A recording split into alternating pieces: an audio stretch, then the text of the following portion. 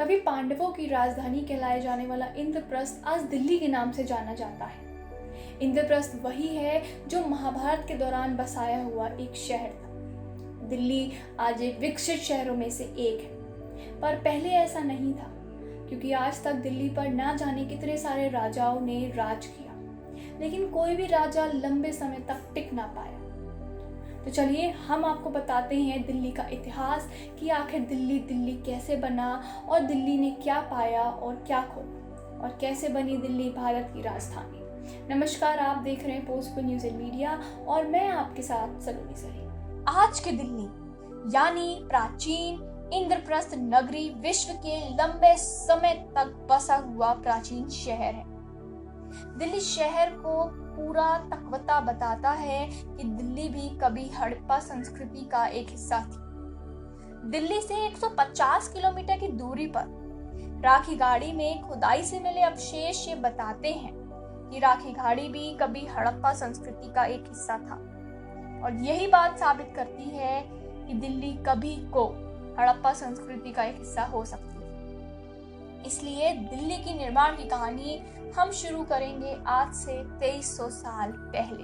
दिल्ली की प्राचीनता ही आज दिल्ली शहर के निर्माण की नींव डालती है। जब मौर्यकालीन राजाओं ने यहाँ इंद्रप्रस्थ पर अपना अधिकार जमाया और नगर बसाने का काम शुरू किया। 1966 में दिल्ली के श्रीनिवासपुरी अशोक का एक शिलालेख प्राप्त हुआ, जिसको पूरा तकवता आज से 2300 साल पुराना बताता है।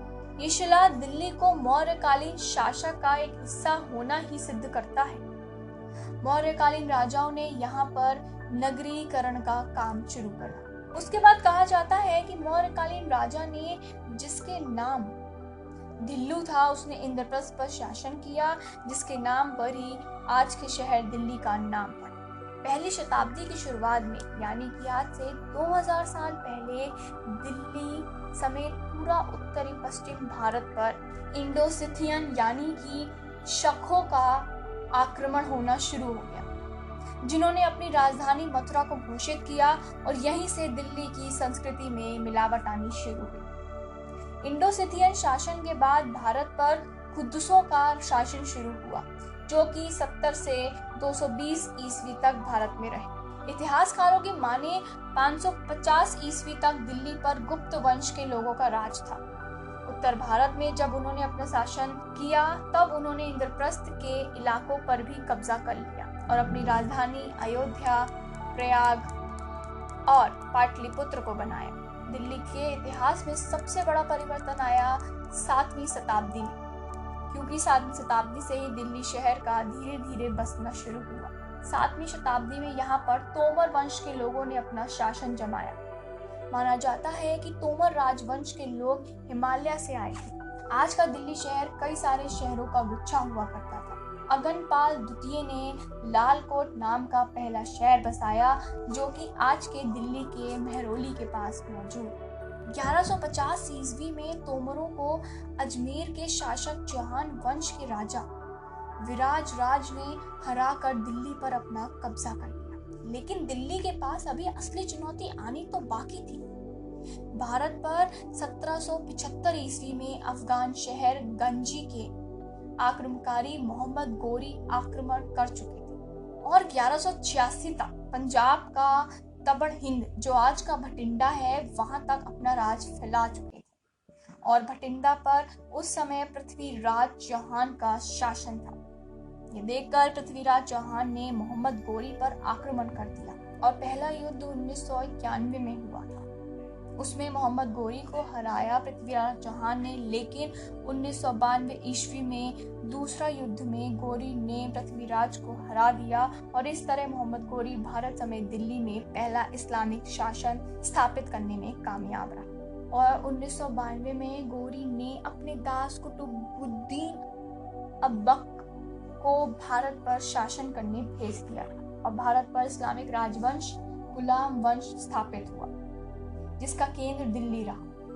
1206 से 1290 तक गुलाम वंश चलता रहा, लेकिन गुलाम वंश का अंतिम शासक कमजोर था, जिससे रहकर गुलाम वंश में सैनिक रहा जलालुद्दीन खिलजी ने दिल्ली पर कब्जा करा। दिल्ली में खिलजी वंश की स्थापना।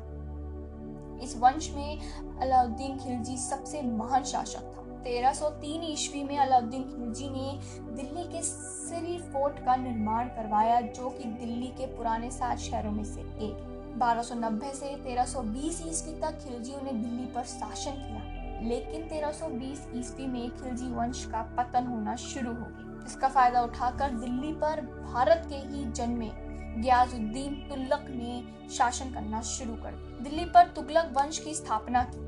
तुगलक वंश ने दिल्ली पर 320 ईस्वी से 1414 ईस्वी तक राज किया। गियासुद्दीन ने दिल्ली का तीसरा शहर तुगलकाबाद का निर्माण करवाया। तुगलक वंश के ही मोहम्मद बिन तुगलक के दिल्ली में 7 शहरों में से दिल्ली के चौथे शहर जहांपनाह किला का निर्माण करवाया।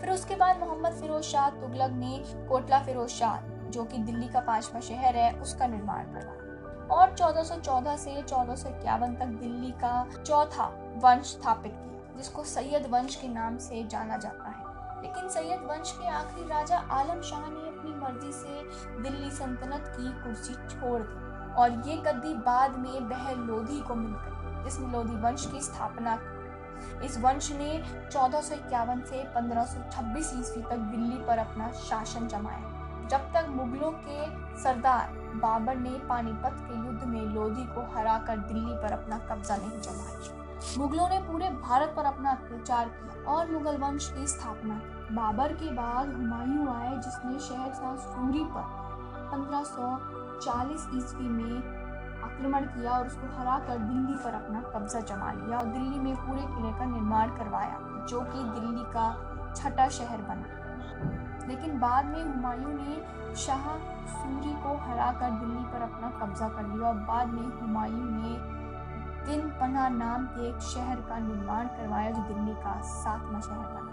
दिल्ली में आज तक कई सारे शासक आए जिन्होंने दिल्ली पर राज किया। दिल्ली का आखिरी शहर मुगल शासक ने बसाया था, जिसका नाम शाहजहानाबाद था, जो आज का चांदनी चौक और लाल किला। मुगलों के शासक ने दिल्ली समेत भारत में 1757 तक राज किया, जब मराठाओं ने दिल्ली पर मुगल सल्तनत पर आक्रमण कर मराठा साम्राज्य का हिस्सा बना लिया।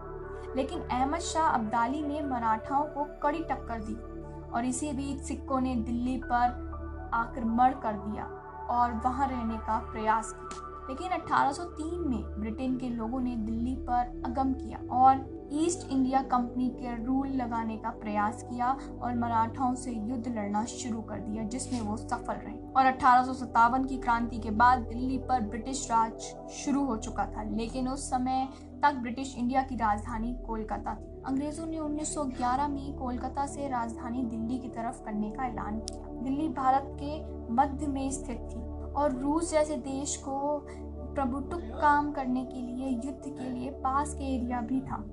और साल 1927 में दिल्ली के पुराने 7 शहरों को एकत्र कर दिल्ली में एक नया शहर नई दिल्ली अंग्रेजों द्वारा बसाई गई, जिसको एडविन ल्यूटियन ने डिजाइन किया और ये नई दिल्ली ही आज भारत की राजधानी। ये तो हो गया दिल्ली का इतिहास। अगली वीडियो में मैं आपके सामने ताजमहल का इतिहास लेके आऊंगी कि ताजमहल मंदिर या मकबरा। तब तक के लिए आप जुड़े रहें पोस्टफुल न्यूज़ इन मीडिया के साथ। अगर आप ये वीडियो फेसबुक पर देख रहे हैं तो हमारे फेसबुक पेज को लाइक करें और अगर आप ये वीडियो यूट्यूब पर देख रहे हैं तो हमारे चैनल पोस्टफुल न्यूज़ इन मीडिया को सब्सक्राइब करें और साथ ही बेल आइकन भी दबा दें, ताकि हम कोई भी वीडियो अपडेट करें तो उसका नोटिफिकेशन आपके पास सबसे पहले आ जाए। Thank you.